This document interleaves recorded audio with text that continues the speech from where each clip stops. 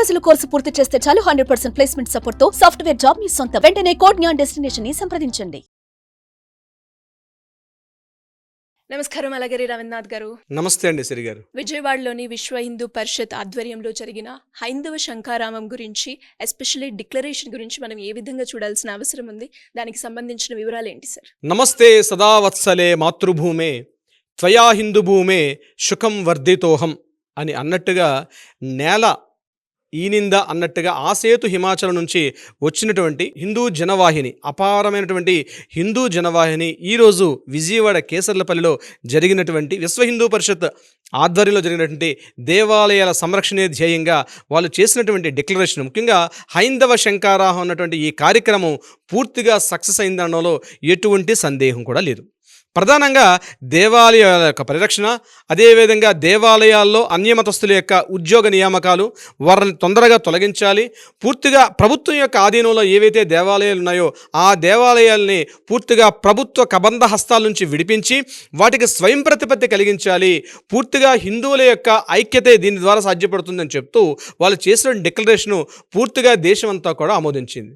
ఆసేతు హిమాచలం నుంచి వచ్చినటువంటి హిందూ మతానికి సంబంధించిన శైవులైతేనేమి, వైష్ణవులైతేనేమి, శాక్తేయులైతేనేమి, గానాపచ్చులైతేనేమి, సూర్యాపాసకులైతేనేమి, ఇలా అన్ని రకాలటువంటి వర్గాల నుంచి కూడా పూర్తిగా వచ్చినటువంటి ఈ హైందవ శంఖారావం యొక్క కార్యక్రమం పూర్తిగా కూడా విజయవంతమైనట్టుగా కనిపిస్తూ ఉంది. ముఖ్యంగా దేవాలయాల పరిరక్షణే ప్రధాన ధ్యేయంగా వాళ్ళు చేసినటువంటి డిక్లరేషన్ మాత్రం డెఫినెట్గా ఆయా రాష్ట్ర ప్రభుత్వాల యొక్క ప్రభుత్వ బంధాల నుంచి, ప్రభుత్వాల యొక్క సంఖ్యల నుంచి దేవాలయాల యొక్క పరిరక్షణ పూర్తిగా సాధ్యపడుతుందని ఆ యొక్క నాంది వాచకం. అంటే ఈరోజు ఆ మార్పు అన్నది బహుశా ఈ యొక్క జరిగినటువంటి ఏదైతే హైందవ శంఖారావం కార్యక్రమం నుంచి ఇప్పుడు బహుశా ఆ తొలి అడుగు ముందడుగు పడింది అనడంలో ఎటువంటి సందేహం అయితే లేదు. ఎందుకంటే రకరకాల వక్తలు మాట్లాడినటువంటి మాటలు, ముఖ్యంగా కాశ్మీర్ నుంచి వచ్చినటువంటి పండితులు, అదేవిధంగా మహారాష్ట్ర నుంచి వచ్చినటువంటి కొంతమంది పండితులు, మన రాష్ట్రం నుంచి రిప్రజెంటేషన్ చేసినటువంటి శ్రీమాన్ తెదండి శ్రీమన్నారాయణ రామానుజ చిన్నజీయర్ స్వామి వారు, అదేవిధంగా సినిమా రంగం నుంచి సినీ గేయ రచయిత అనంత శ్రీరామ్ గారు, అదేవిధంగా మైసూరు దత్తపీఠాధిపతి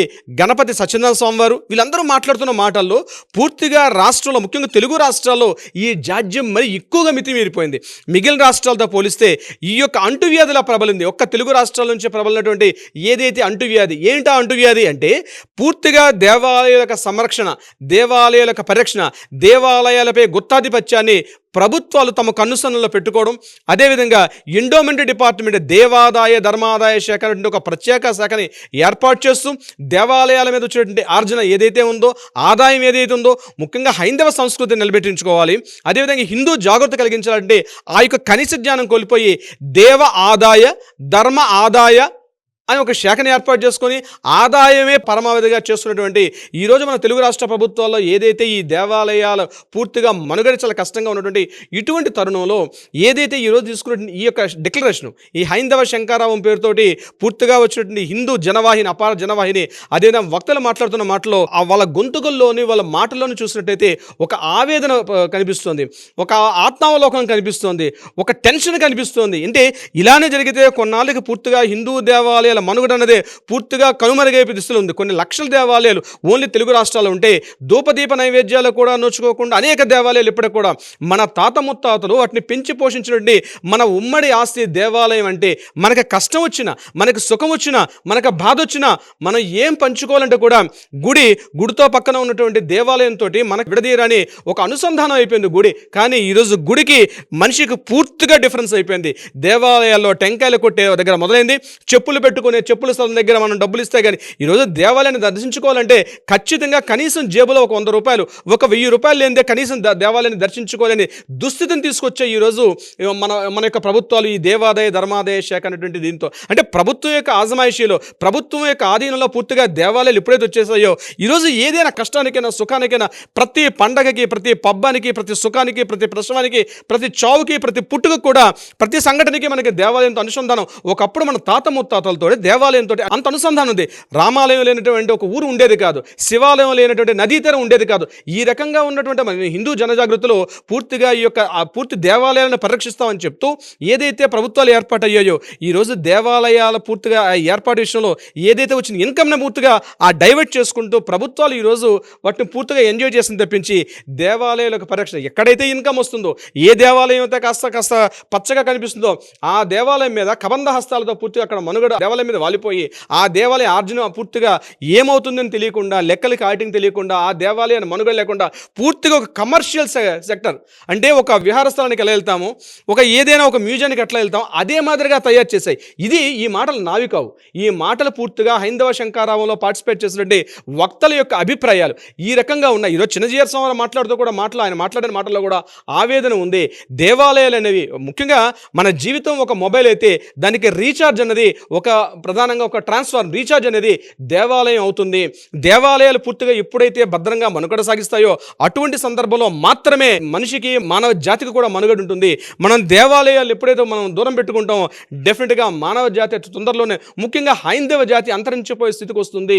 ఈరోజు రోజు రోజుకి పెరుగుతున్నటువంటి హిందువులపై అక్రమాలు, ముఖ్యంగా అదంతా చేసుకోవడం పెద్ద ఎపిసోడ్ అవుతుంది ముఖ్యంగా సిరిగారు. కానీ హైందవ శంకరాహన్ యొక్క ఈ డిక్లరేషన్ సంబంధించి మనం మాట్లాడుకుంటున్నాం కాబట్టి ఈ డిక్లరేషన్లో ముఖ్యంగా అనంత శ్రీరామ్ గారు ఆయన లేవనెత్తిన అంశాలు చూసినట్లయితే తప్పనిసరిగా కొంత మార్పు అయితే రావచ్చు. ఆయన సినిమా రంగానికి సంబంధించి కూడా కొన్ని సూచనలు చేశారు.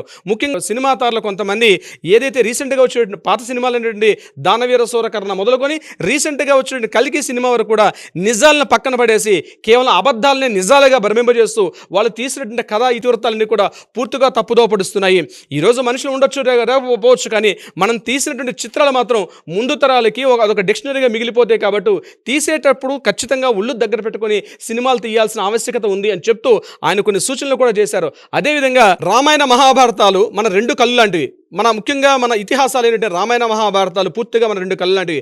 అందులో ఉన్నటువంటి సంఘటనలు వక్రీకరణ చేస్తూ మన రెండు కళ్ళను మనమే పొడుచుకుంటున్నాం అని చెప్తూ అనంత శ్రీరామ్ గారు చెప్పిన మాటలు నిజానికి కొత్త ఆసక్తిని రేకెత్తించే అని చెప్పడంలో ఎటువంటి సందేహం కూడా లేదు. ఏదేమైనప్పటికీ కూడా ఈరోజు ఏదైతే విజయవాడ కేసర్లపల్లిలో జరిగినటువంటి విశ్వ హిందూ పరిషత్ ఆధ్వర్యంలో జరిగినటువంటి హైందవ శంకారాహం కార్యక్రమం ఏది జరిగిందో ఆ యొక్క డిక్లరేషన్ మాత్రం డెఫినెట్గా ప్రతి రాష్ట్ర ప్రభుత్వాలు కూడా ఒక డిక్లరేషన్ని ఏదైతే తీసుకొని రాబోయే తరాలకి ఒక మంచి సామాజిక వ్యవస్థని, ఒక మంచి దేవాలయాల యొక్క వ్యవస్థని మన ముందు తరాలకు అందిస్తాయని చెప్పి డెఫినెట్గా భావించడంలో ఎటువంటి సందేహం లేదు. సిరిగారు, thank you sir. Thank you so much. Thank you so much సిరిగారు.